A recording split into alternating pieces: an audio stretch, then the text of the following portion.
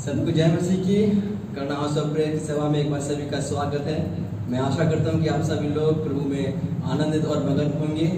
फिर से हम प्रभु के लिए तैयार हैं इस घड़ी। तो आइए अपने सरों को झुकाएंगे। आज की आराधना के लिए हम अपने आप की तैयारी करेंगे और परमेश्वर को बोलेंगे, फिर से पिता परमेश्वर आप मुझे अपने अभिषेक में ताज़ा कीजिए, नया कीजिए और फिर से प्रभु एक नया मस्सा मेरे ऊपर आने पाए।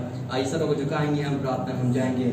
महान परमेश्वर, हम आपका धन्यवाद करते हैं इस घड़ी पिता परमेश्वर, आपका हम धन्यवाद करते हैं पिता परमेश्वर और आपका स्वागत करते हैं तेरे पवित्र सिंहासन का महान परमेश्वर। आपका हम धन्यवाद करते हैं आपके अद्भुत प्यार के लिए पिता परमेश्वर। आपने पूरे हफ्ते भर संभाला है महान परमेश्वर। हम अपने काम पर गए पिता परमेश्वर और शाम को सही सलामत पिता परमेश्वर अपने घरों में अपने परिवार में वापस आए पिता परमेश्वर। हम आपका धन्यवाद करते हैं। आपने हमारी आने जाने में सहायता किया पिता परमेश्वर। हम आपका धन्यवाद करते हैं। पवित्र आत्मा आप हमारे निरंतर साथ और संग रहे, हम आपका धन्यवाद करते हैं प्रभु। आप महान परमेश्वर आपका धन्यवाद करते हैं प्रभु कि अपने लोगों को आपने बचा के रखा है पिता परमेश्वर। आज इस घड़ी पिता परमेश्वर फिर से पिता जहाँ महान परमेश्वर तेरे लोग इकट्ठे हो रहे हैं प्रभु, तुझसे प्रार्थना करते हैं पिता परमेश्वर कि अपने लोगों के बीच में आप उतर आइए पिता। आज फिर से प्रभु तेरे अभिषेक को हम चाहते हैं महान परमेश्वर। फिर से तेरे प्यार में हम लबालब महान परमेश्वर होना चाहते हैं प्रभु। अभिषेक कीजिए महान परमेश्वर, आप होने दीजिए पिता हमारे हृदय से महान परमेश्वर, हमारी आत्मा से प्रभु, हमारे मुंह के द्वारा पिता परमेश्वर जो भी शब्द निकले, जो भी गीत निकले पिता, वो हृदय किसी के साथ निकल नहीं पाए पिता और वो आत्मा सच्चाई से निकल नहीं पाए पिता। हम आपका धन्यवाद करते हैं पिता। फिर से राजा तू अभिषेक कीजिए, अपनी बड़ी बेदारी को हमारे बीच में भेजिए पिता परमेश्वर। आपका हम धन्यवाद करते हैं प्रभु। जो लोग प्रभु इस घड़ी हमारे साथ जुड़े हैं पिता परमेश्वर, आपसे प्रार्थना है पिता परमेश्वर उनके जीवन में तू अद्भुत कार्य कर पिता परमेश्वर। आज जितने भी लोग पिता परमेश्वर अपनी प्रार्थना निवेदन प्रभु तेरे सम्मुख लेकर आ रहे हैं पिता परमेश्वर, आपसे प्रार्थना है आज की आराधना में महान परमेश्वर आप उनके प्रार्थना निवेदन को सुनकर पिता परमेश्वर उनका उत्तर दीजिए प्रभु। सच्ची शांति महान परमेश्वर, सच्चा प्रेम पिता परमेश्वर, सच्चा मेल मिलाप पिता परमेश्वर आपसे मांगते हैं तेरे लोगों के लिए पिता। होने दीजिए महान परमेश्वर। फिर से तेरी हम महिमा करते हैं राजा, तेरी हम स्तुति करते हैं पिता परमेश्वर। शुरू से लेके पिता परमेश्वर आपने हमें बचा के रखा, हम आपका धन्यवाद करते हैं राजा। धन्यवाद Yeshua, hallelujah. We worship you lord, hallelujah. शून्य से लेके तूने मुझे रच लिया अपने ही रूप में, प्रेम किया है अनंत प्रेम से, दिया पुत्र मेरी मुक्ति के लिए। शून्य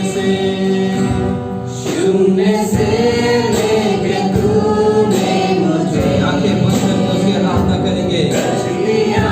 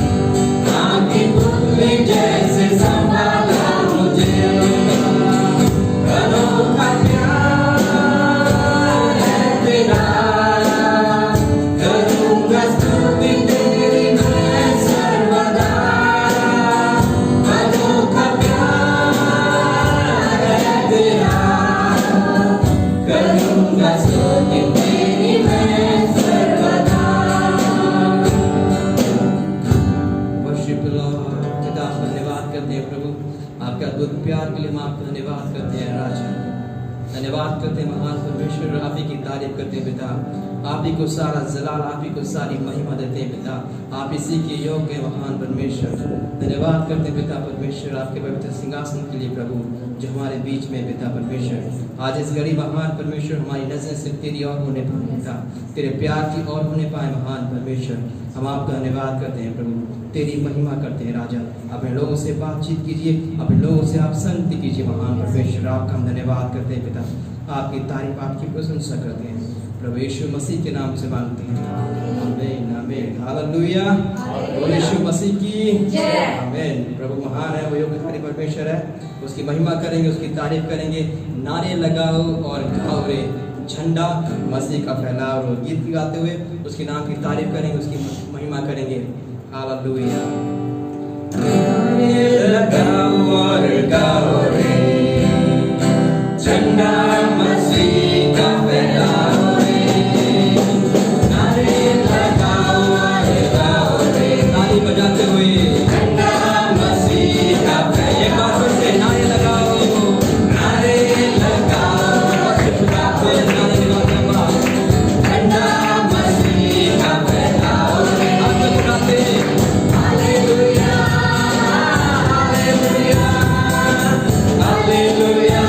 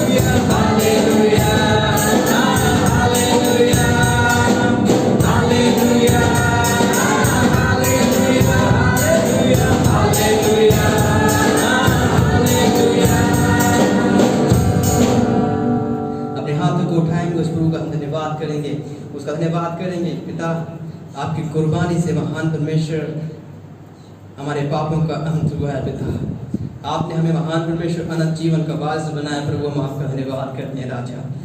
प्रभु, आप ही योग्य हैं महान परमेश्वर। धन्यवाद करते हैं प्रभु इस नई शांति के लिए, प्रभु तेरे प्यार के लिए महान परमेश्वर। इस घड़ी पिता जो हमारे ऊपर उंडेल रहा है पिता, आपकी तारीफ करते हैं प्रभु। हम ही मिलकर पिता परमेश्वर तेरी सराहना करते हैं प्रभु, तेरी स्तुति करते हैं पिता परमेश्वर। हालेलुया, धन्यवाद यीशु। आए धन्यवाद की बलि उसे हम चढ़ाएंगे, उसका हम धन्यवाद करेंगे, उसके तमाम उपकार को हम याद करेंगे। हालेलुया। पिता को बोलेंगे प्रभु तेरे जैसा कोई नहीं है प्रभु, आप मेरी जिंदगी में आइए महान परमेश्वर। तुझे मैं सबसे पहला स्थान देता हूँ पिता। आप मेरे राजा हैं प्रभु, आप मेरे बादशाह हैं पिता। हालेलुया। मेरे जीवन का आप नियंत्रण कीजिए प्रभु। हम सभी मिलकर प्रभु तेरी सराहना करते हैं पिता, तेरी स्तुति करते हैं प्रभु, तेरे गीत गाते हैं राजा। हालेलुया। धन्यवाद यीशु, धन्यवाद यीशु। मिलकर हम सराहना तेरी गाते, सारे जहां को सुनाते। मिलकर हम सराहना तेरी गाते, सभी मिलकर सारे जहां को सुनाते। जय जय हो तेरी, महिमा हो तेरी प्रभु, सबको अंगीकार सुनाते। हालेलुया।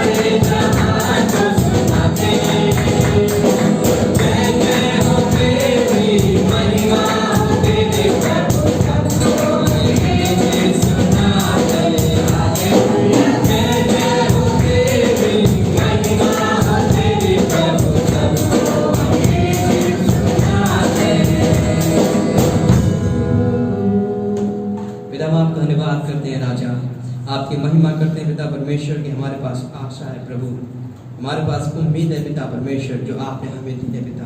हम आपका धन्यवाद करते हैं प्रभु, हम निराशा में नहीं पिता परमेश्वर, पर तुझ में हम आशा में पिता। हम आपका धन्यवाद करते हैं प्रभु, धन्यवाद करते हैं राजा की हम ज्योति में पिता परमेश्वर, अंधकार में नहीं है।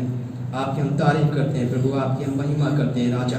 धन्यवाद करते हैं पिता परमेश्वर, वचन रूपी दीपक महान परमेश्वर हमारे साथ है प्रभु। हम आपका धन्यवाद करते हैं राजा, वर्शिप यू लॉर्ड पिता, तेरी महिमा करते हैं पिता परमेश्वर। तेरा वचन हमारे पैरों के लिए महान परमेश्वर, हमारे मार्ग के लिए उजियाला है पिता।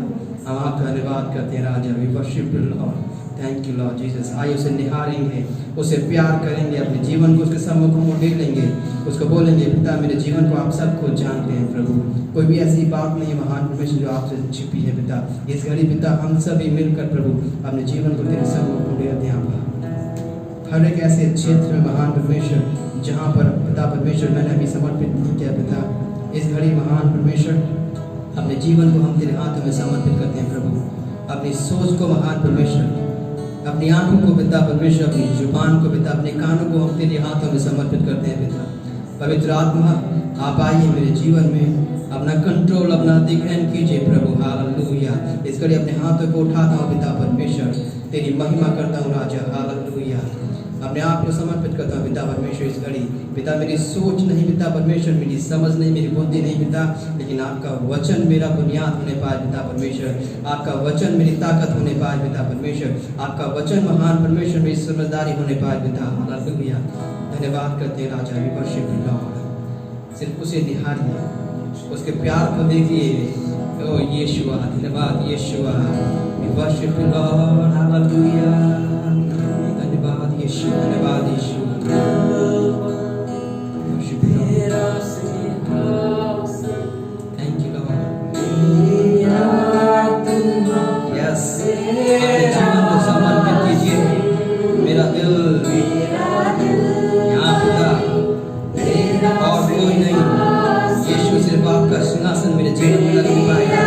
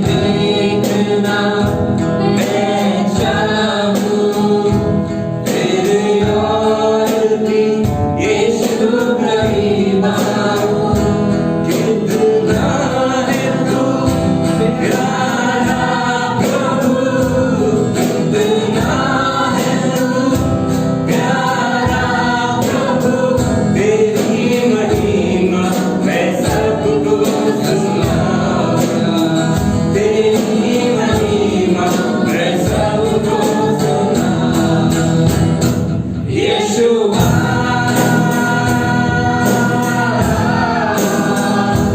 यीशुआ यीशुआ मेरे मन में समा जा यीशुआ मेरे मन में समा जा यीशुआ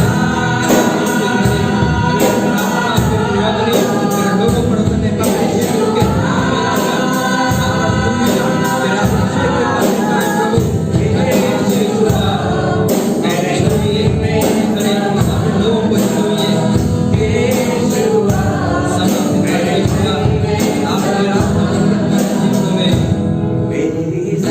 जिंदगी है तेरी यीशु तू ही है शान मेरी जिंदगी है तेरी यीशु तू ही है शान मेरी खुद का लहू देकर तूने खुद का लहू देकर तूने मेरी जिंदगी है संवारी मेरी जिंदगी है संवारी यीशुआ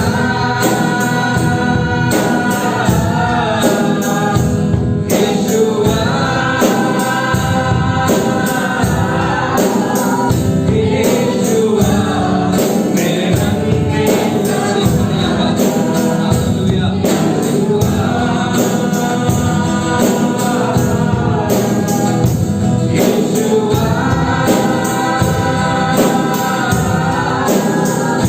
यीशुआ मेरे मन में समा जा यीशुआ मेरे मन में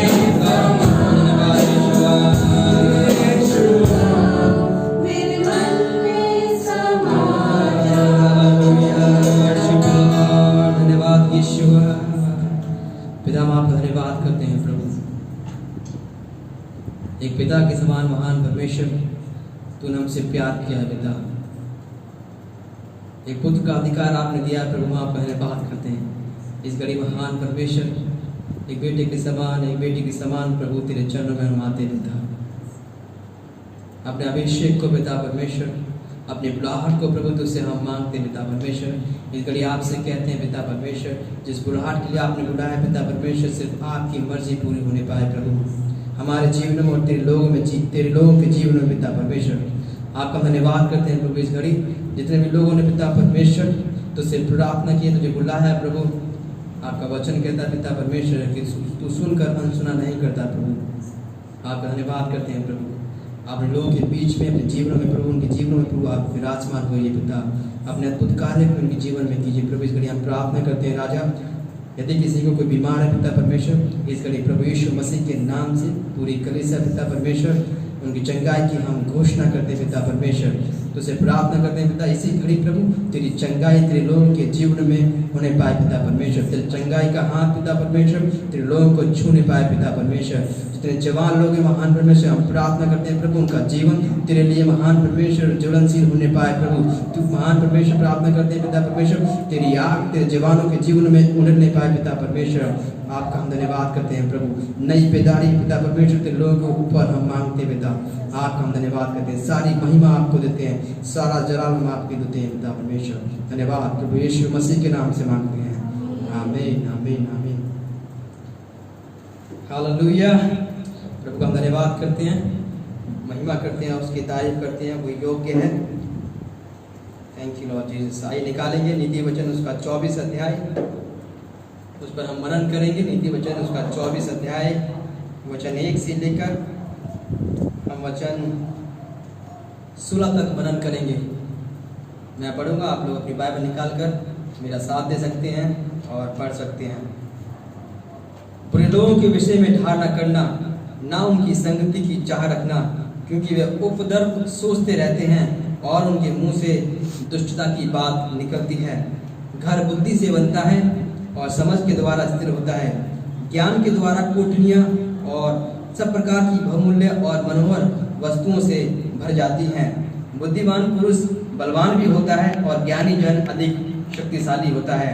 इसलिए जब तू युद्ध करे तब तू युक्ति के साथ करना। विजय बहुत से मंत्रियों के द्वारा प्राप्त होती है।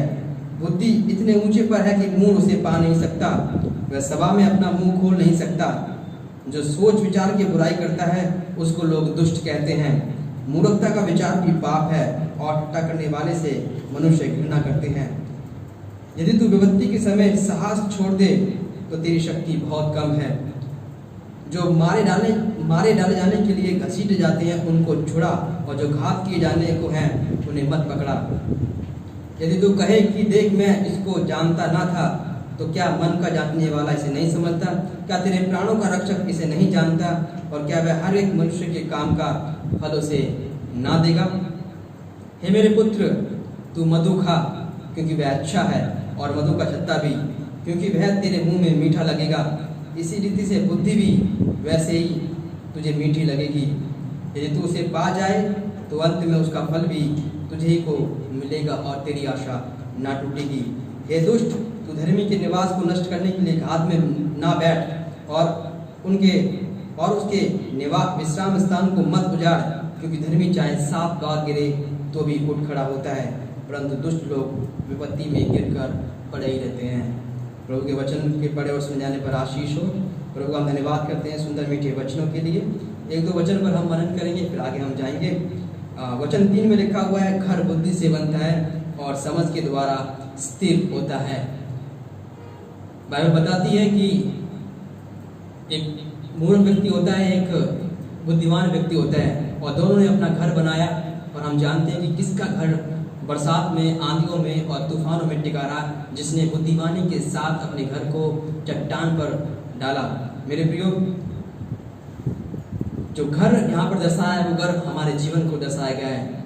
हम सभी लोग जानते हैं, यदि इस घर को हम बुद्धि के साथ नहीं नींव डालेंगे इसकी, और समझ के साथ इसको हम स्थिर नहीं करेंगे, मेरे प्रियो, आप सभी लोग जानते हैं कि इस घड़ी, इस अंतिम दिनों में बुराई अपने चरम सीमा पर है। शैतान और उसकी शक्तियाँ पूरे जोर से कार्य में लगी हुई है कि किन लोगों के जीवनों को उजाड़ डालें। ये बहुत ही हमारे लिए बहुत ज़रूरी है कि हम अपने जीवन रूपी नींव को मजबूती के साथ डालें। और मेरे प्रियो, उसकी नींव सिर्फ बुद्धि से ही डलती है, और समझ के द्वारा हमारे जीवन रूपी की जो जड़ें हैं, जो नींव हैं, वो समझ के द्वारा ही स्थिर होंगी।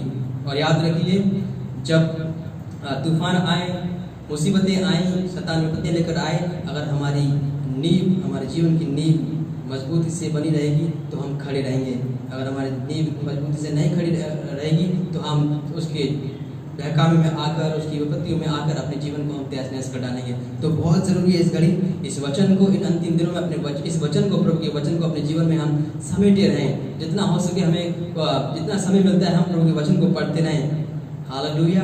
याद रखिए, जब जैसे ही कोई मुसीबत हम पर आएगी तो प्रभु का आत्मा जो वचन हमने पढ़ा होगा वो हमारी मदद और सहायता करेगा। हालेलुया। प्रभु इन वचनों को पढ़े और सुन जाने पर आशीष हो। हम आंखें बंद करेंगे और हम प्रार्थना में जाएंगे। हम अपने राष्ट्र के लिए प्रार्थना करेंगे और अपने देश के लिए प्रार्थना करेंगे, अपने देश के लोगों के लिए प्रार्थना करेंगे, और प्रार्थना करेंगे हमारी सरकार के लिए कि हमारी सरकार पर परमेश्वर का अनुग्रह हो। सभी मिलकर हम प्रार्थना करेंगे। महान परमेश्वर, हम आपका धन्यवाद करते हैं इस घड़ी पिता, पूरी कलीसिया फिर से पिता परमेश्वर, हमारे राष्ट्र को हम तेरे हाथों में समर्पित करते हैं पिता परमेश्वर। आपका हम धन्यवाद करते हैं प्रभु, भारत देश में आपने हमें रखा है पिता परमेश्वर, तो अपने देश के लिए हम प्रार्थना करते हैं। अपने देश के लिए प्रभु तेरी शांति को हम मांगते हैं, तेरे प्यार को हम मांगते हैं पिता परमेश्वर। अपने देश से फिर से प्रभु यीशु मसीह के नाम से तमाम दुष्ट की शक्तियों के विरुद्ध में हम खड़े होते हैं प्रभु। तमाम लड़ाने वाली ताकत को, तमाम सांप्रदायिक हिंसा को प्रभु यीशु मसीह के नाम से हमारे देश से दूर होने पाए पिता परमेश्वर। तमाम ऐसी ताकतें प्रभु जो हमारे देश में पिता परमेश्वर माहौल को खराब करती है, प्रभु यीशु मसीह के नाम से, उन ऐसी ताकतों को यीशु मसीह के नाम से बांधते हैं पिता। तेरे प्यार को, तेरे मेल मिलाप को प्रभु अपने राष्ट्र के लिए हम घोषित करते हैं। प्रार्थना करते हैं पिता परमेश्वर हमारी सरकार के लिए, हमारे प्रधानमंत्री श्री नरेंद्र मोदी के लिए पिता परमेश्वर। प्रार्थना करते हैं हमारे तमाम राज्य के मंत्रियों के लिए प्रभु यीशु मसीह के नाम से। हर एक मंत्री पर पिता परमेश्वर तेरा अनुग्रह होने पाए पिता परमेश्वर। आपसे प्रार्थना करते हैं प्रभु, आप बुद्धि देने वाले हैं पिता परमेश्वर। आपका हम धन्यवाद करते हैं प्रभु, तेरी महिमा करते हैं। सारी इज्जत में जलाल आपको देते हुए प्रार्थना में उद्धार करता प्रभु यीशु मसीह के नाम से मांगते हैं, आमीन आमीन हालेलुया। समय अपनी भेंटों को हम प्रभु को चढ़ाएंगे, तो अपनी भेंटों को हम प्रभु के हाथ में रखेंगे। फिर से वही कहूँगा कि ये बीज है जो हम बो रहे हैं और परमेश्वर की आशीष अपने वचन के अनुसार हमें देगा। तो अपनी भेंटों को हम प्रभु के अपने हाथों में लेंगे और हम प्रार्थना में हम जाएंगे। जो कुछ भी हम बो रहे हैं याद रखिए, इन तंगी दिनों में परमेश्वर इस बीज के अनुसार अपनी फसल को हमारे जीवनों में वो देगा। आइए अपने सर को झुकाएंगे और प्रार्थना में जाएंगे। प्रभु हम आपका धन्यवाद करते हैं पिता परमेश्वर, इस भेंट को हम तेरे हाथों में समर्पित करते हैं। जिन लोगों ने पिता परमेश्वर अपने भेंट को अपने हाथों में लिया है पिता परमेश्वर, आपने उन्हें देखा है पिता प्रभु यीशु मसीह के नाम से प्रभु इसकी आशीष पिता परमेश्वर तेरे लोगों के लिए मैं खोलता हूँ। प्रार्थना करता हूँ महान परमेश्वर, तेरे लोगों के लिए पिता परमेश्वर हर एक जरूरत पूरी होने पाए। प्रार्थना करते हैं राजा प्रभु यीशु मसीह के नाम से फिर से प्रभु हर एक कर्ज की समस्या को यीशु मसीह के नाम से तेरे लोगों के बीच से हम दूर करते हैं प्रभु, और आशीष और उन्नति की घोषणा हम करते हैं पिता परमेश्वर। ये भेंट तेरी महिमा के लिए इस्तेमाल होने पाए पिता परमेश्वर। आपका हम धन्यवाद करते हैं प्रभु यीशु मसीह के नाम से मांगते हैं, आमीन आमीन। सबसे अद्भुत समय में है, हमें सबसे कीमती समय में है जबकि हम परमेश्वर के वचन से हम सुनेंगे। तो अपनी बाइबल अपने नोट्स को तैयार कर लीजिए और अपने ध्यान को सिर्फ वचन की ओर लगाएंगे। कोई भी ऐसी चीज ना हो जो हमें भटकाने पाए। तो समय हम प्रभु के वचन से सुनेंगे, पास्टर जी आगे आएंगे और वचन में हमारी अगुवाई करेंगे।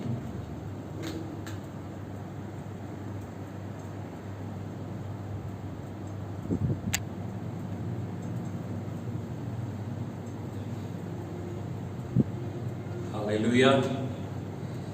प्रभु यीशु मसीह के पवित्र नाम का धन्यवाद हो कि परमेश्वर ने आज के इस दिन तक हमें संभाला और अपनी अगुवाई में अपने नाम में हमें संभाल के रखा। ये दिन जो है बहुत मुश्किल है, सिर्फ बीमारी के ही वजह से नहीं, पर इन दिनों में मसीह विश्वास का विरोध भी बहुत ज़्यादा हो रहा है। कई जगह पर जो लोग प्रभु के नाम पर विश्वास करते हैं उन पर अत्याचार और गलत रीति से उनको मारा जा रहा है। एक व्यक्ति अपने घर पे प्रार्थना कर रहा था अपने परिवार के साथ, तो उसके घर पे हमला किया गया, उसके घर को जलाने की कोशिश करी गई। तमिलनाडु में एक जगह पर दो प्रचारक थे, वो जा रहे थे, किसी ने बोल दिया जी हाँ तुम यहाँ क्या कर रहे हो, तो उन्होंने शायद बताया कि हम क्रिश्चियन हैं, और तो उस वजह से 30-40 लोग उनके आसपास इकट्ठे हुए हैं। और वो वीडियो मुझे आज शाम को मिला, मुझे बहुत दुख हुआ उसको देख के कि किस जगह पर हम लोग आ गए हैं। सिर्फ प्रभु यीशु मसीह के नाम पर विश्वास करने की वजह से कई लोगों को अपनी जान से हाथ धोना पड़ रहा है। कई लोगों के घर वालों पर, परिवार वालों पर हमले हो रहे हैं। पर प्रभु का वचन बताता है कि जब तुम ये चीजें सुनो, जब ये चीजें होंगी तो घबराना मत। और सच में हमें घबराना नहीं है, क्योंकि प्रभु ने कहा है कि ये सब चीजें होनी है। प्रभु यीशु मसीह ने ये नहीं कहा कि अगर तुम्हें पकड़ के कचहरी में या लोगों के सामने लेके जाया जाए, अगर लोग तुम्हें मेरे नाम की वजह से मारे, ऐसा नहीं लिखा। जब तुम्हें लोग पकड़ के लेके जाएंगे तो ये सब होना तय है। पर प्रभु का धन्यवाद हो कि उन लोगों को भी उनको मौका दिया गया था कि फटाफट से अपना जो प्रभु यीशु मसीह के नाम का इनकार करो और घर वापसी करो, तो उन्होंने इनकार कर दिया। उन्होंने कहा नहीं, प्रभु यीशु मसीह ने हमारे लिए अपनी जान को दिया है और हम प्रभु यीशु मसीह के पीछे चलते हैं, तो हम ऐसा नहीं करेंगे। तो उस वजह से उस व्यक्ति को, जिसके भी पिछले हफ्ते मृत्यु हुई है, हत्या की गई है, उस भाई ने अपने विश्वास को थामे रखा अपनी आखिरी सांस तक। वचन बताता है कि ऐसे लोग जो प्रभु के लिए यहाँ पर जो खोए अपनी जिंदगी को, परमेश्वर के पास उनके नाम दर्ज हैं। मेरी यही प्रार्थना है कि जब हमारे लिए कभी ऐसी परिस्थिति आए तो हम भी तैयार रहें, क्योंकि आजकल मसीहत जो है या विश्वास जो है वो बाहरी दुनिया से बहुत प्रभावित हो रहा है।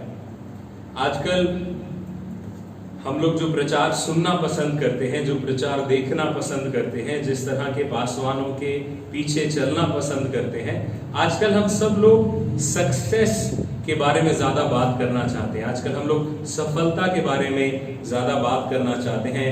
मसीह के लिए, प्रभु के लिए दुख उठाना, ये सारी बातें जो है वो कहीं थोड़ी पीछे चली गई हैं। कुछ समय पहले किसी ने ये कहा कि हम लोग मसीह लोग नर्क नर्क नर्क की जो बात करते रहते हैं, अब हमें नर्क की बातें करना बंद कर देना चाहिए। नर्क नर्क बोल के लोग आने की बजाय हट रहे हैं। क्या यीशु मसीह ने ये कहना बंद कर दिया था? यीशु मसीह के जो पहले चेले थे, क्या उन्होंने ये प्रचार करना बंद कर दिया था कि यीशु हमें पापों से छुड़ाने के लिए आया, मन फिराव करने के द्वारा उद्धार है? क्या उन्होंने ये बताना बंद कर दिया था? प्रभु यीशु मसीह के जो 12 चेले थे, उनमें से 11 ऐसे थे जिनकी अलग अलग जगह पर हत्या कर दी गई, अलग अलग रीति से हत्या कर दी गई, और सबने अपनी जान को खोया, पर विश्वास से कोई हटा नहीं। इन दिनों में भी बहुत सारे विश्वासी ऐसे हैं जो मजबूत बने हुए हैं। हमारी कलीसिया के कितने परिवार हैं। मैंने 1-2 हफ्ते पहले भी प्रचार किया था कि जब कलीसिया से उनको मदद पहुंची तो उन्होंने अपने लिए रखने से पहले, अपने पास नहीं था पर फिर भी दूसरों के लिए देने, दूसरों की जरूरत को पूरा करने के लिए, उस चीज के लिए उन्होंने पहले अपने हाथ को आगे बढ़ाया। और ये कितनी अद्भुत बात है। ये बताता है कि सच में जब हम प्रभु यीशु मसीह में आ जाते हैं, सच में अगर आप प्रभु यीशु मसीह में आ गए, पापों से मन फिरा लिया, तो आपके चाल चलन में, आपके सोच विचार में बदलाव आना जरूरी है। पर आजकल हमें क्या चाहिए? आजकल सब लोगों को वैसे पासवान चाहिए, वो फॉर्मूले चाहिए कि जिससे हम तुरंत से सफल हो जाएं। प्रभु में आना सफलता पाने के लिए एक सीढ़ी बन गया है। सब लोग चाहते हैं सफल होना, और मैं ये नहीं कह रहा कि प्रभु में आएंगे तो आप असफल रहेंगे, बल्कि हम सबके पास अपने अलग अलग तरीके हैं, सोचने का तरीका है कि कैसे मैं सफल हो जाऊं। और जो एक मसीह विश्वासी है उसको सफल होना चाहिए। परमेश्वर बताता है कि हमें सफल कैसे होना है। वो सारी चीजें परमेश्वर के वचन से अभी हम सीखेंगे, क्योंकि आज का मेरा प्रचार वही है कि सफलता की कुंजी क्या है। सफलता का मतलब क्या है कि मैं आशीषित हूं। सब लोग हैं आशीषित, जिसको हम ये कहते हैं कि धन्य होना। धन्य होने की कुंजी क्या है? क्या है असल में धन्य व्यक्ति, ब्लेस्ड व्यक्ति, ब्लेसेडनेस? जो एक व्यक्ति के अंदर, जिसको हम ये देखेंगे अरे यार ये व्यक्ति धन्य है, ये तो बहुत आशीषित है। क्योंकि कई लोगों से जब आप मिलेंगे इस समय में भी, ये वायरस की परिस्थिति में, लॉकडाउन के समय में भी, वो दूसरों की मदद करने के लिए तैयार खड़े हैं। जैसे मैंने बताया, हमारी कलीसिया में एक बहन, जिनको कलीसिया से, चर्च से राशन गया, उन्होंने अपने घर के लिए कुछ भी नहीं रखा। उसमें दाल थी, थोड़े चावल थे, आटा था। अपने घर के लिए रखने की बजाय पहले जो दूसरे और लोग थे जिनके पास नहीं था, उस बहन ने उनको दिया। ऐसे भी लोग हैं। ये लोग हैं जो आशीषित हैं, और असल मायने में अगर सफलता कही जाए तो यही लोग हैं। कुछ लोगों के बारे में हम देखते हैं कि ये लोग इस समय में भी दूसरों के लिए मदद करने के लिए आगे आ रहे हैं। तो क्या चीजें हैं इनकी जिंदगी में जिससे ये सफलता हमें भी मिले? कई लोग चाहते हैं कि कोई पास्टर उनके पास आए, उनके लिए प्रार्थना करे, या वो किसी पास्टर के पास जाए। जैसे वो एक बाबा है ना, बहुत फेमस, इन दिनों पता नहीं क्यों वो ज्यादा नजर नहीं आ रहे हैं, क्योंकि वैसे भी मैं टीवी कम ही देखता हूँ। नहीं तो जब भी हम टीवी चलाते थे तो तुरंत वो बाबा आ जाते थे कि जी समस्या है तो आप ये करो, चटनी खा लो, केले खा लो, सेब खा लो, या कुछ ऐसा कर लो, इधर सो जाओ तो आपके ऊपर कृपा बनी रहेगी। कई लोग कुछ पास्टर्स के पास भी ऐसे आते हैं कि पास्टर जी कुछ करो, बस कुछ मंत्र मार दो हमारे ऊपर, कुछ प्रार्थना कर दो कि सफल हो जाए, बिजनेस हमारा बढ़िया हो जाए, कि कैसे हम हर समय बस तृप्त रहे, खुशहाल रहे। वो खुशहाली चाहिए हमें। कई लोगों की जिंदगी में खुशहाली नहीं है। वो बार बार काम करते हैं, फेल होते हैं, फिर काम करते हैं, फिर फेल होते हैं, कभी सफल ही नहीं होते। वो पूरी जिंदगी इसी कोशिश में बिताते रहते हैं, कब हम सफल होंगे, कब हम सफल होंगे। फिर वो बार बार अरे किसी रीति से सफलता हमारी जिंदगी में आ जाए। आज हम वही बात करेंगे कि सफलता असल में है क्या। कोई पास्टर आपके ऊपर प्रार्थना करके आपके ऊपर वो सफलता का अभिषेक रिलीज नहीं कर सकता। वचन में कहीं नहीं लिखा कि वो चेलों के पास है और चेलों ने सफलता रिलीज कर दी, बल्कि अगर देखा जाए तो नए नियम के अंदर प्रेरितों के काम 2 अध्याय में प्रभु यीशु मसीह के जो पहले विश्वासी थे वो प्रभु से हमें क्या मिल जाए वाले नहीं थे। वो विश्वासी थे जिन्होंने कहा कि मेरी जिंदगी और जो कुछ मेरा है वो सब प्रभु आपके लिए है, और फिर वो ये मौका देखते थे कि हम किसकी मदद कर सकें। एक वचन, एक भजन जो है जिसके बारे में हम आज बात करेंगे वो सफलता के बारे में, उसकी कुंजी के बारे में अगर बात करें तो ये भजन जो है वो सारी सफलता की कुंजी को बिल्कुल साफ रीति से हमारे सामने रखते हैं, और जल्दी से आज हम वही सीखेंगे। मेरे साथ निकाले भजन संहिता, उसका पहला भजन और उसके पहले 3 वचनों को हम देखेंगे, और इसी भजन के अंदर वो शब्द पाया जाता है जो जिसमें लिखा है, इसलिए जो कुछ वो पुरुष करता है वह सफल होता है।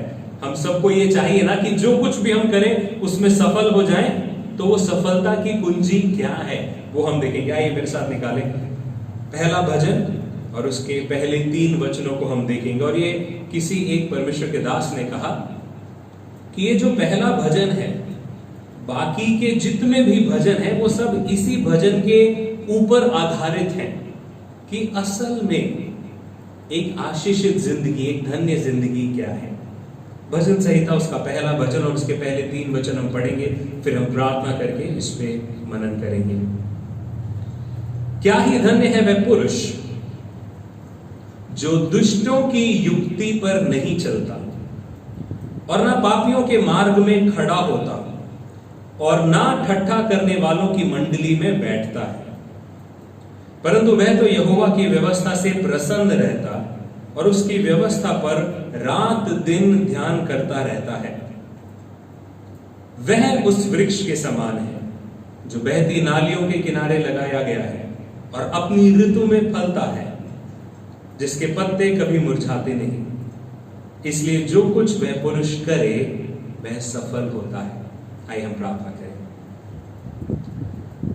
हमारे पिता प्रभु यीशु मसीह के नाम से हम आपके सामने आते हैं, आपसे मांगते हैं प्रभु जी की आंच आप हमारी अगुवाई करें, हमारा अभिषेक करें। प्रभु जी अपने वचन से आप हमसे बात करें। परमेश्वर पिता मैं आपसे विनती करता हूं प्रभु जी अपनी दया करें, अनुग्रह करें। खुदावन हम सब परमेश्वर पिता ऐसे बनना चाहते प्रभु। मैं चाहता हूं कि जितने भी हमारी कलीसिया के परिवार हैं वो सब परमेश्वर पिता इस वचन के अनुसार उनकी जिंदगियां होने पाए, कि जो कुछ वो करे उसमें वो सफल हो। मैं प्रार्थना करता हूं परमेश्वर पिता कि आपका अद्भुत अभिषेक, आपकी अद्भुत दया परमेश्वर पिता हम सब पे हो। प्रभु जी आज हम जब आपके वचन को सुने तो हम तृप्त हो जाएं। पिता मैं आपसे विनती करता हूं मुझ पे दया करें, मेरा अभिषेक करें, अपनी महिमा के लिए फिर एक बार मुझे इस्तेमाल करें। आपके वचन को सीखने और सिखाने में प्रभु जी आप मदद करें। पवित्र आत्मा नियंत्रण ले और सारी महिमा आपको मिले। प्रभु यीशु मसीह के नाम से मांगते हैं, आमीन। यहां पर 2 चीजें बहुत साधारण रीति से बताई गई हैं कि क्या वो 2 चीजें हैं जो उस व्यक्ति की जिंदगी में होती हैं जो हर काम में सफल होता है। ध्यान से देखिए कि हम किस बात को समझना चाह रहे हैं। यहाँ पे वचन क्या कहते हैं, तीसरे वचन का आखिरी वाक्य ये कहता है, इसलिए जो कुछ वह पुरुष करे वह सफल होता है। कितनी अद्भुत बात होगी ये। इससे बड़ी और क्या आशीष हमें इस दुनिया में चाहिए। धन्य, और इससे बढ़ के क्या धन्य होगा इंसान की वो जो कुछ करे उसमें वो सफल होता है। ऐसा कैसे हो सकता है, क्योंकि हम सब कहीं ना कहीं किसी ना किसी चीज में हम लोग हारते रहते हैं, पर ये कैसे हो सकता है कि जो कुछ हम करें उसमें हम सफल हो जाएं, कि हम नहीं चाहते ऐसा हो। और वचन कहता है क्या ही धन्य है वह व्यक्ति। ये जो धन्य व्यक्ति है ना उसके बारे में वचन 2 बातें कर रहा है। पहला वचन 3 चीजें बताता है जो वो नहीं करता। अब ये 3 अलग अलग चीजें नहीं है, ये तीनों चीजें एक दूसरे के साथ जुड़ी हुई हैं। ये 3 कदम की तरह है, ठीक है। उसमें पहली चीज यहां पर क्या लिखा है, क्या ही धन्य है वह पुरुष जो दुष्टों की युक्ति पर नहीं चलता। सब लोग कहें दुष्ट, सब लोग कहें दुष्ट। जो आपके पास में बैठा है अगर कोई बैठा है तो उसकी ओर मुड़ के कहें दुष्ट।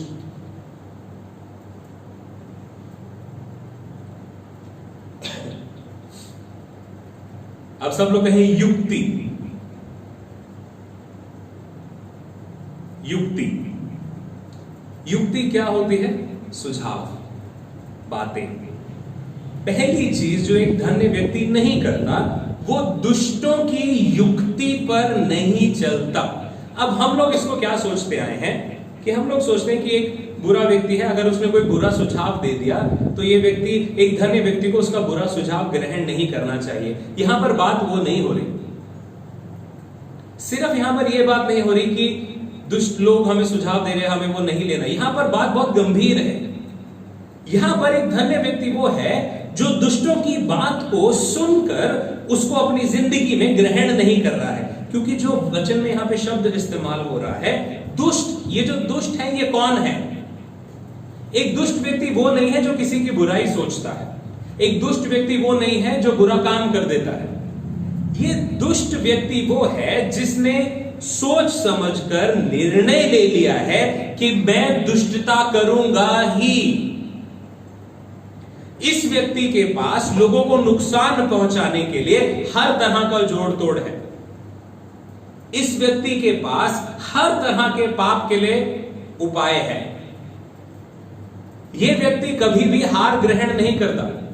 यह व्यक्ति हर समय तैयार है कि कैसे मैं जीत लूं और कैसे जिसने मेरा नुकसान पहुंचाया है उसको मैं नुकसान पहुंचाऊं। यह व्यक्ति ऐसा है जो सिर्फ अपने दुश्मनों को नहीं बल्कि ये किसी का भी भला नहीं करना चाहता। ये चाहता है कि हर रीति से मुझे कैसे फायदा मिले। ये व्यक्ति वो है जिसने सुबह उठ के रात तक सिर्फ दुष्टता की ही बातें करनी है। एक धन्य व्यक्ति को सबसे पहली चीज इस तरह के लोगों को जो दुष्टता की बातें करें उससे दूर रहना है। अब ये दुष्टता की बातों का विपरीत क्या है? अगर एक व्यक्ति दुष्ट है, वो दुष्टता की बातें कर रहा है, तो उसका उल्टा क्या है? वो व्यक्ति जो धर्मी है। कई बार हम क्या करते हैं, ये जो दुष्ट व्यक्ति है इसकी युक्ति पे चलने की, इसकी बात हमने नहीं सुनी, नहीं यार ये तो गलत बात है, मैं नहीं सुन रहा, पर हम उसके विपरीत में कुछ और नहीं करते। किसी धर्मी व्यक्ति के साथ अपनी संगति नहीं करते। इस दुष्ट को हम कितनी देर टाल सकेंगे? थोड़ी देर हमने टाल दिया। बट अगर हम इसके आसपास रहेंगे, ध्यान से सुने, कोई भी दुष्ट व्यक्ति आपकी जिंदगी में आपको युक्ति कब देगा? कब कोई बुरा व्यक्ति, गलत व्यक्ति, गंदा व्यक्ति, गलत काम करने वाला व्यक्ति, गलत सोच रखने वाला व्यक्ति आपकी जिंदगी में आपको सुझाव कब दे पाएगा? क्या हर बुरा व्यक्ति जो सड़क पे चल रहा है वो मेरी जिंदगी में मुझे सुझाव दे सकता है? नहीं। सुझाव कौन देगा मुझे? जिसको मैं अपनी संगति में रखूंगा या जिसकी संगति में मैं रहूंगा। कभी हमने सोचा था कि सफलता के लिए कोई फॉर्मूला और नहीं बताया प्रभु ने, पर सबसे पहले बताया है कि अपने रिश्तों को सही करो। कैसे लोगों के साथ हमारा उठना बैठना है, कैसे लोगों के साथ हमारा मेल जोल है। ऐसे कैसे लोग हैं कि क्या हमारी जिंदगी ऐसी? आप कभी सफल नहीं होंगे अगर आपकी जिंदगी ऐसी है जिसमें दुष्ट लोग आपकी नजदीकी में हैं और वो अपनी बातें आपको बोल दें। हो सकता है वो आपके ऊपर नियंत्रण ना कर पाए, पर वो अपनी बातें आपको लगातार बोलते रहे। जितने भी जवान लोग हैं कलीसिया के, सब ध्यान से सुने। अगर आप किसी पाप से जूझ रहे हैं, पाप में फंसे हुए हैं, तो ध्यान रखें वो पाप आपकी जिंदगी में आया कहां से था, किसने वो पाप आपको बताया था, किस रीति से वो पाप में प्रवेश किया था। और हर बार आप देखेंगे कि वो कोई ना कोई ऐसा था जो आपकी जिंदगी में, आपके सर्कल में, आपकी दोस्ती में था, जिसने कहा नहीं भाई कर ले, कोई बात नहीं, नहीं कोई नहीं, तू तो मेरी फ्रेंड है, कर ले ऐसे, अरे कोई बात नहीं, सारी लड़कियां करती हैं, तू भी कर ले, अरे कोई नहीं सब लोग कर रहे हैं यार, तू भी कर ले भाई। वही गंदी घिनौनी बातें करना। सबसे पहली चीज है, बातें हो रही है, अभी यहां पे कुछ एक्शन नहीं हो रहा है, पर प्रभु कह रहा है कि धन्य है वो व्यक्ति जो दुष्टों की युक्ति पर नहीं चलता। क्यों दुष्टों की युक्ति पे नहीं चलने की बात हो रही है? अब क्योंकि जब आप दुष्टों की युक्ति पे अगर चलना शुरू करेंगे तो तुरंत से क्या होगा? धन्य है व्यक्ति जो दुष्टों की युक्ति पर नहीं चलता और ना पापियों के मार्ग में खड़ा होता। ओके, दुष्टों की युक्ति जब आप सुनेंगे तो आप पापियों के मार्ग में खड़े हो जाएंगे। तो मतलब कोई तो ऐसा मार्ग है जो सिर्फ पापियों का है। कोई तो मार्ग है जिसमें पाप ही पाप होता है। ये सिर्फ कब पहुंचेंगे आप पाप के मार्ग पे? देखिए यहां पर एक व्यक्ति आपको दुष्टता के बारे में, गंदगी के बारे में बोल रहा है, अरे यार कर ले कर ले कर ले। जहां आपने उसकी बातों को उसी समय भगा नहीं दिया, उसको अगर आपने हटा नहीं दिया, अपने से दूर नहीं कर लिया, तो वो उसकी बातें धीरे धीरे धीरे धीरे आप सुनने लग जाएंगे। और जब आपने एक बार सुन के उसको ग्रहण कर लिया, तो तुरंत से फिर वो आपको कहेगा, अरे यार तू मेरी बातें, मैं तो तुझे हमेशा सच ही बता रहा हूं, पता है कितनी मजे की जिंदगी है। फिर वो आपको लेके जाएगा कहां पर? पापियों के मार्ग में। और वो मार्ग ऐसा मार्ग है जहां पे सिर्फ पापी ही आपको मिलेंगे। वो धर्मी और पाप का मार्ग नहीं है। धर्म के मार्ग से तो आप अलग हो चुके। जब आप दुष्टों की युक्ति पे चलने लगे, तो अगर यहां पर धर्म का मार्ग है, तो दुष्ट यहां पे खड़े होकर आपके कंधे पे हाथ रखेगा, और आपके कंधे पे हाथ रखते रखते अपनी युक्तियां बताते बताते आपका मन जो है वो धर्म के मार्ग से फेर के पाप के मार्ग की ओर वो मोड़ लेगा। और फिर वो आपको बात करते करते करते करते पाप की राहों पर, मार्ग पर लेके जाके खड़ा हो जाएगा। उस मार्ग में आपको क्या मिलेगा? हम चाहते हैं हम सफल बने, पर हम, क्योंकि दुष्टों की बातें हमें बड़ी आसान लगती है, बड़ी अच्छी लगती है। देखिए जो भी नशे करने वाले, गलत काम करने वाले जो इंसान हैं, उनके बहुत दोस्त होते हैं, उनके बहुत चाहने वाले होते हैं, वो हीरो बनते हैं लोगों की नजरों में। जो व्यक्ति सही चल रहा है, धर्म के अनुसार चल रहा है, परमेश्वर के वचन पे चल रहा है, उसके साथ चलने वाले बहुत कम लोग हैं।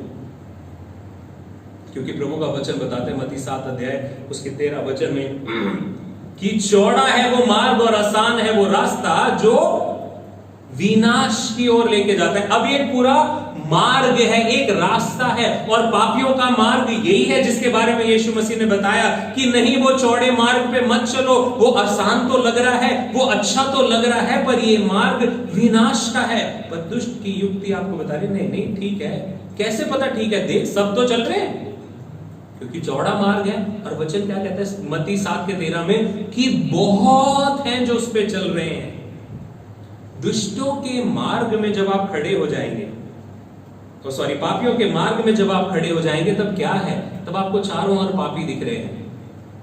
और जब तक पाप का परिणाम ना हो जाए, जब तक पाप गर्भवती वो होके मृत्यु को नहीं जन्म देता, अभिलाषा गर्भवती होकर पाप को जन्म देगी और पाप मृत्यु को, तो जब तक पाप मृत्यु को नहीं जन्म देता, तब तक पाप बड़ा अच्छा लगता है।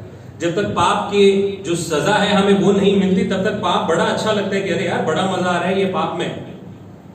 पर जब जैसी उसकी सजा हमें दिखने लगती है कि सामने है, तो फिर हम कांपने लगते हैं। पर जब आप पापियों के मार्ग पे है ना, वो मार्ग आपको विनाश तक लेके जा रहा है। विनाश तक पहुंचे नहीं आप अभी, विनाश हुआ नहीं है, पर विनाश के मार्ग पर है।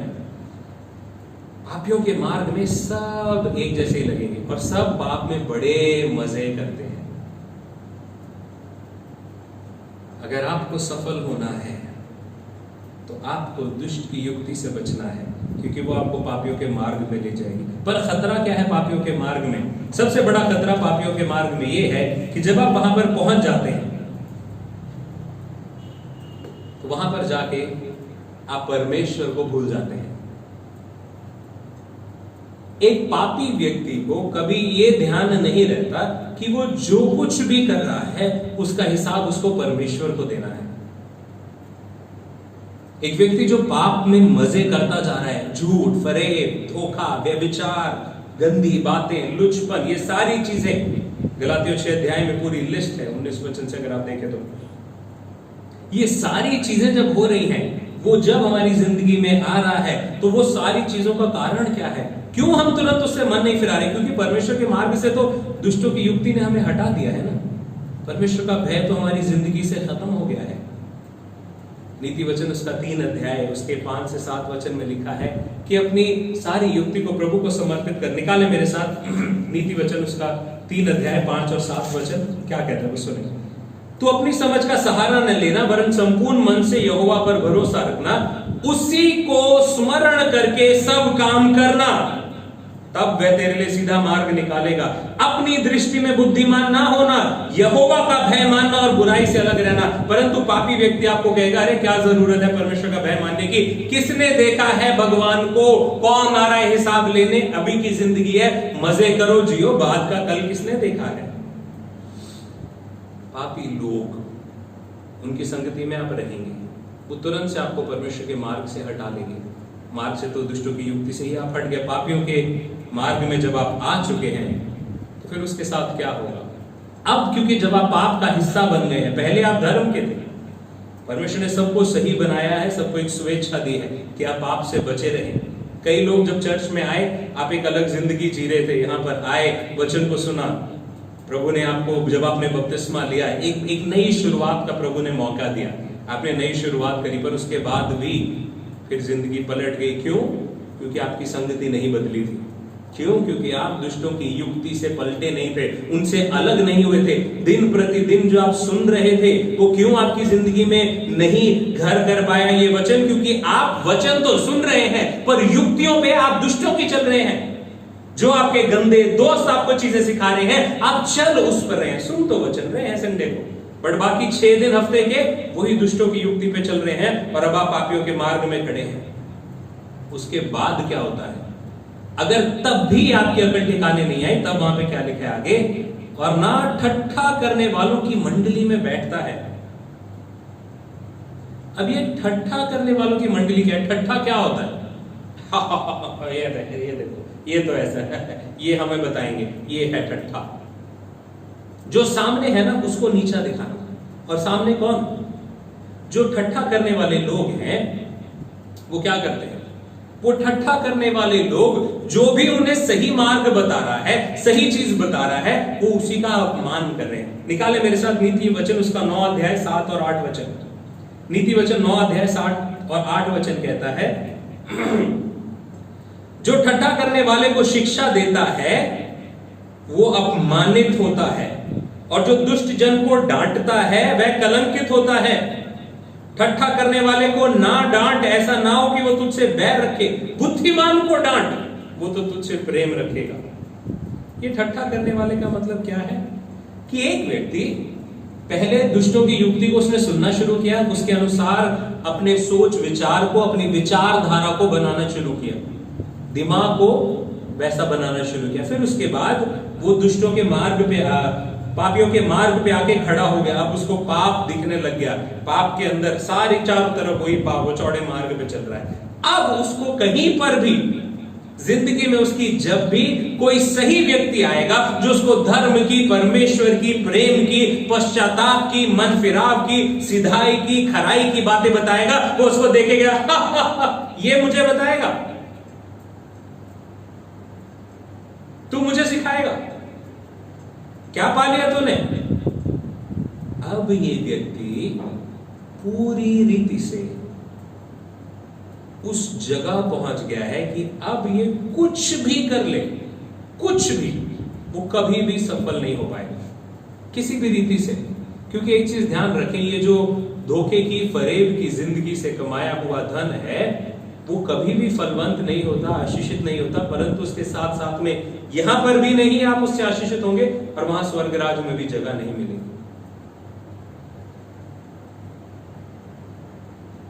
सोच के देखिए, क्या आप किसी ऐसे विश्वासी को जानते हैं जो कभी एक गलत जिंदगी जी रहे थे, प्रभु में आए, बपतिस्मा लिया, प्रभु के साथ बड़े जोश के साथ चलना शुरू किया?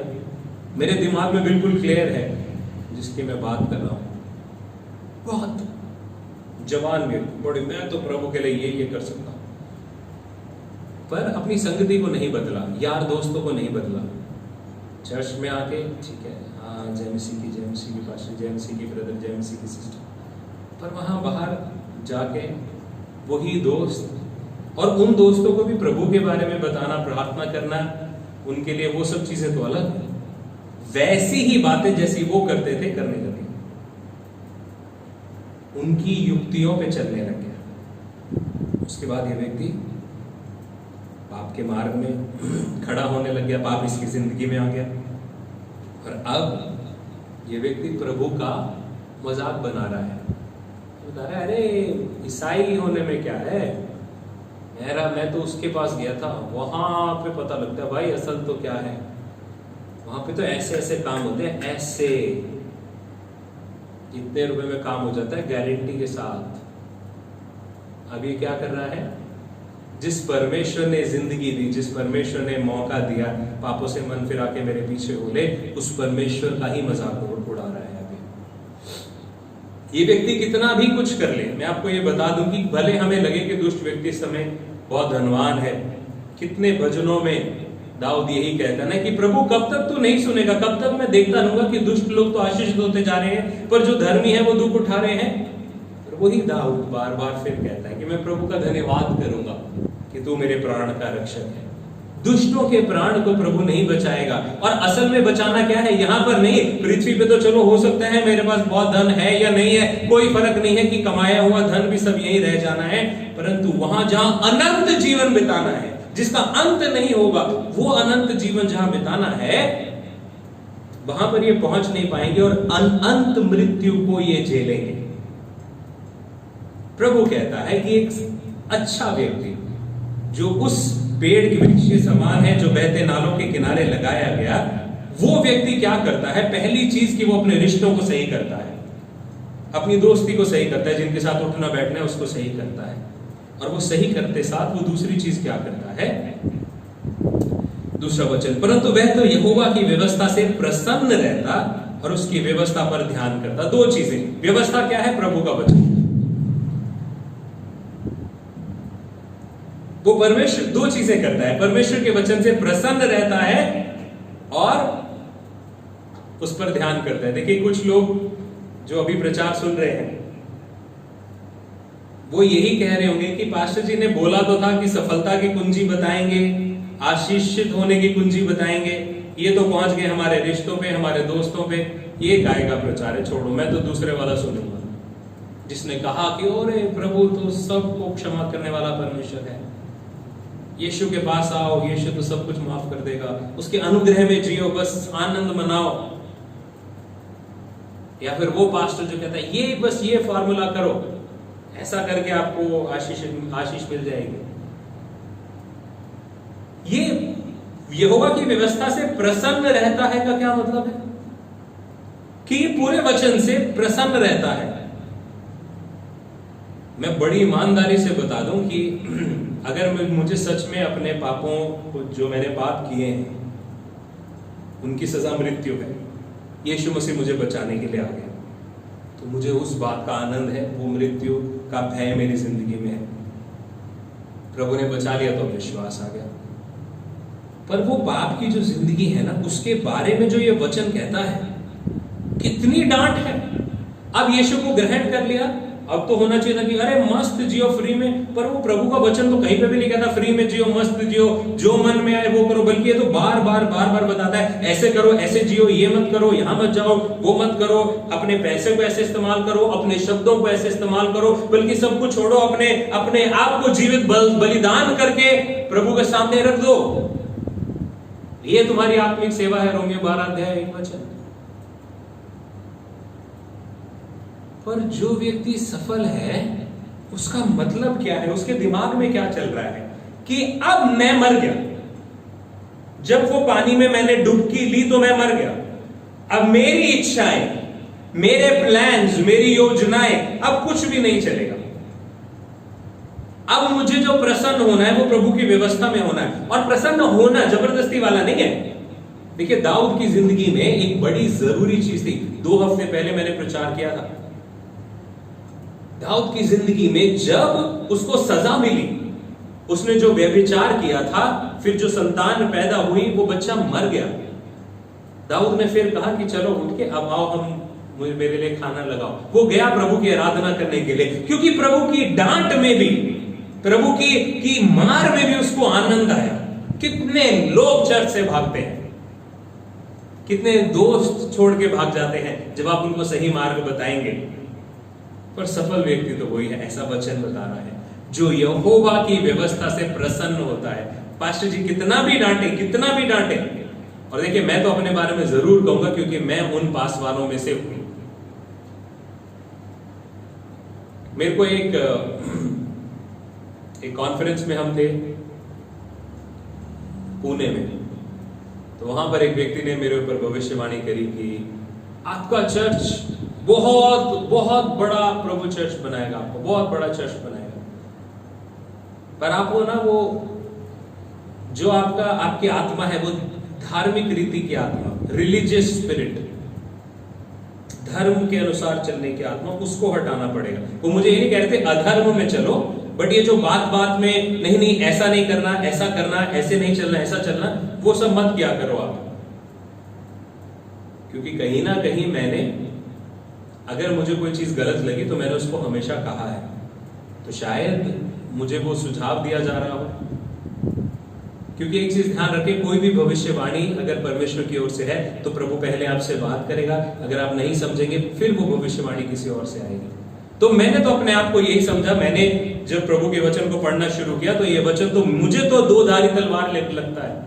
अगर मैं आपको प्रचार करूं तो इसका मतलब ये नहीं कि वो मैं अपनी जिंदगी में परफेक्ट हूं, मैं खुद इस वचन से सीख रहा हूं, मैं आपको सिखा रहा हूं। ये दो धारी तलवार है। हर संडे इसमें से हमारे पास कुछ होना चाहिए, हमें कहीं ना कहीं ये डांटना चाहिए, सिखाना चाहिए, हमें तराशना चाहिए, ताकि जब तक यीशु जैसे हम ना बन जाएं तब तक निरंतर ये वचन हमें सिखाता रहे, तराशता रहे। असल सफल व्यक्ति वही है जो इस तराशने से, इस वचन के द्वारा डांटे जाने से वो प्रसन्न रहता है कि आप हैं उसमें। पर सिर्फ वही नहीं, प्रसन्न भी रहता है और उस पर रात दिन ध्यान करता है। अब ध्यान क्या है? इंग्लिश में है the one who meditates on it day and night. Meditates, मनन करना, ध्यान लगाना। पुराने समय में ऋषि मुनि करते थे ना, ऐसे करके बैठ जाते थे और ध्यान लगा रहे हैं। वचन पे ध्यान लगाने का मतलब क्या है? कि ध्यान का मतलब कि मैं बाकी सब चीजों से हटके अब मैं ध्यान लगा रहा हूं ताकि मुझे इसके अंदर से कुछ मिलने पाए। कितने लोग वचन को उस तरीके से पढ़ते हैं? मैं आपको बता दूं, कई लोग मुझे व्हाट्सएप पे आयतें भेजते हैं,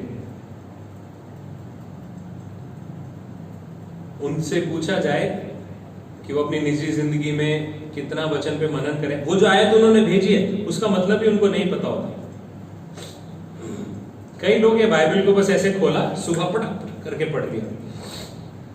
हमारे शहर अम्बाला में ही एक व्यक्ति के बारे में मुझे पता लगा, किसी ने बताया कि ये व्यक्ति ने 300 बार बाइबल पढ़ ली है।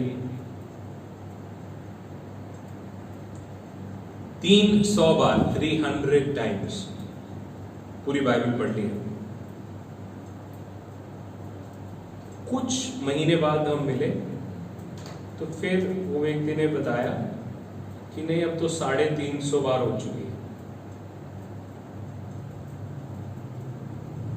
उस व्यक्ति के अंदर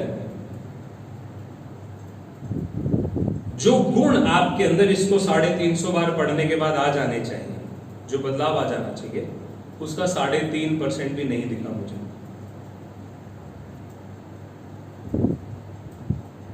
ये जो वचन है ना मेरे प्रियो, इसको पढ़ना, इस पे मनन करना आपको बदलेगा। अगर नहीं बदल रहे तो फिर आप पढ़ नहीं रहे। मुझे ध्यान है जब मेरा उद्धार मैंने पाया, एक यूथ कैंप में मैं था, वहां पर मैंने उद्धार पाया, वापस आया, अपनी बाइबल ढूंढी और मैं उसको पढ़ना शुरू कर। जैसे जैसे मैं पढ़ रहा हूं, उत्पत्ति से शुरू किया, तो वो मुझे लगा कि अरे मैं तो, मेरी जिंदगी कैसी है, मैं कैसा चल रहा हूं, कितना गलत चल रहा हूं। और जैसे जैसे जैसे मैं इसको, मैंने तो कई बार, मेरे को नहीं लगता कि मैं आराम से कह सकता हूं कि जी मैंने 10 बार बाइबल पढ़ ली। हमारे जब हम बाइबल कॉलेज में थे तब हमारे पास ये जिम्मेदारी होती थी, हर सब्जेक्ट को जब हम पढ़ रहे हैं तो ये उसमें सब्जेक्ट्स ये भी थे कि बाइबल को पढ़ना है।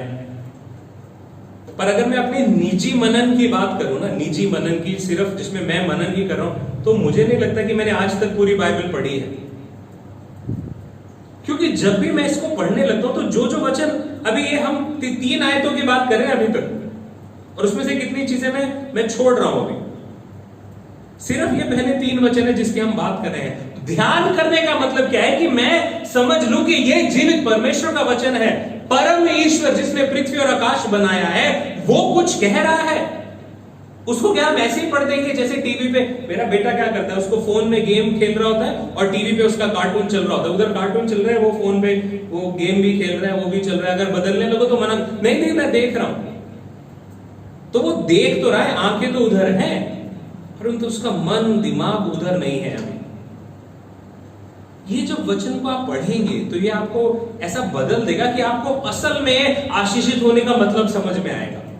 असल मायने में आपको समझ में आएगा कि ये वचन में वो कौन है जो आशीष देने वाला परमेश्वर है, वो कौन है जो सृष्टि करता है। जिन लोगों ने आशीष पाई, कौन लोग हैं जिनको आशीषित कहा गया है, क्या हुआ था उनकी जिंदगी में जिसके द्वारा वो आशीषित बने, क्या हुआ था उनकी जिंदगी में जिसकी वजह से उनके मरने के हजारों साल बाद भी हम उनकी बात कर रहे हैं कि वो आम इंसान थे जिनके नाम आज जीवन की पुस्तक में नहीं, यहां पर परमेश्वर के वचन में भी हमेशा के लिए लिखे गए हैं। जब हम परमेश्वर के वचन पर उस रीति से प्रेम करना और ध्यान करना सीख जाते हैं, तब एक वचन, ये तीसरा वचन हमारी जिंदगी में आता है, वो व्यक्ति उस वृक्ष के समान है जो बहते नालों के किनारे लगाया गया है। ये जो जिंदगी का वृक्ष है, मौसम, पिछले हफ्ते हमने मौसम की बात करी थी, पर अगर आप बहते नालों के पास लगाए गए हैं तो ये ध्यान रखें कि आप निरंतर सिंचाई जो है वो पाते जाएंगे। ये परमेश्वर का वचन है जो हमें सींचेगा, निरंतर हमें तैयार करेगा। इसको सिर्फ इस बात के लिए नहीं, कई लोग वचन को क्यों पढ़ते हैं पता है, मैं पढ़ लेता हूं नहीं तो प्रभु नाराज हो जाएगा। अरे आज मैंने बाइबल नहीं पढ़ी ना, इसलिए मेरे साथ ये गड़बड़ हो गई है। ओहो, वो उस कारण से वचन पढ़ते हैं। क्या कोई लव लेटर को ऐसे पढ़ता है? जब मेरी वाइफ और मेरी एंगेजमेंट हुई तो उसके बाद मैंने अपनी वाइफ के लिए एक कविता लिखी, मेरी वाइफ को भेजी, तो वो बार बार उसको पढ़ती थी और दिलचस्पी के साथ, क्योंकि वो उस कविता के पीछे जो प्रेम था वो उनको पता था। ये जो वचन दिया है जीवित परमेश्वर ने सारी सृष्टि के लिए एक प्रेम के साथ दिया है, पर अगर वो प्रेम के साथ हम इसको पढ़ेंगे नहीं तो फिर इसका क्या फायदा? नीरस होकर पढ़ेंगे तो क्या फायदा? जब आप इसको सच में इसमें से अपने आप को तराशने के लिए, अपने आप को सींचने के लिए पढ़ेंगे तो ये आपको तृप्त करेगा। और फिर क्या लिखा है, वो पेड़ अपनी ऋतु में फलता है और उसके पत्ते कभी मुरझाते नहीं, इसलिए जो कुछ वह पुरुष करता है वह सफल होता है।